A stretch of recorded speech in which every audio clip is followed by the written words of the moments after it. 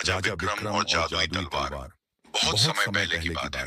विजयगढ़ नामक राज्य पर राजा विक्रम का शासन था।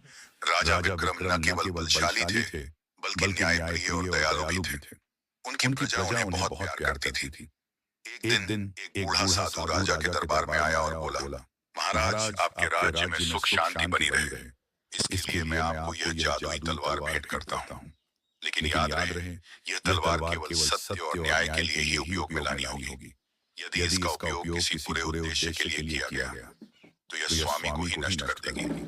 राजा विक्रम ने साधु को प्रणाम किया और तलवार स्वीकार कर ली।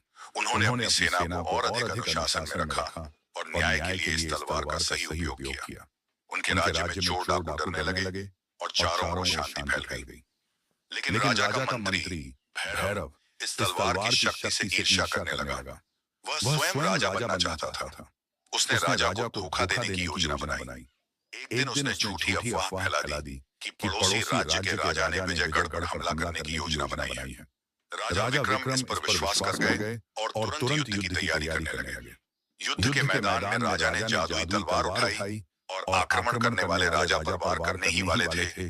अचानक तलवार भारी हो गई और राजा के हाथ से गिर गई। राजा को याद आया कि उन्होंने बिना सत्य जाने तलवार उठाई थी, जो कि तलवार के नियमों के विरुद्ध था। राजा को अपनी गलती का एहसास हुआ। उन्होंने तुरंत शांति वार्ता की और पता चला कि मंत्री भैरव ने उन्हें धोखा दिया था। राजा ने भैरव को दंड दिया और भविष्य में बिना सत्य जाने कोई निर्णय न लेने की शपथ ली।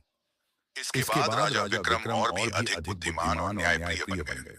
उनकी प्रजा और भी सुखी हो गई और जादुई तलवार ने हमेशा सत्य की रक्षा की। सीख: सत्य और न्याय का मार्ग ही सच्ची शक्ति है। झूठ और छल से कोई सच्ची विजय प्राप्त नहीं कर सकता।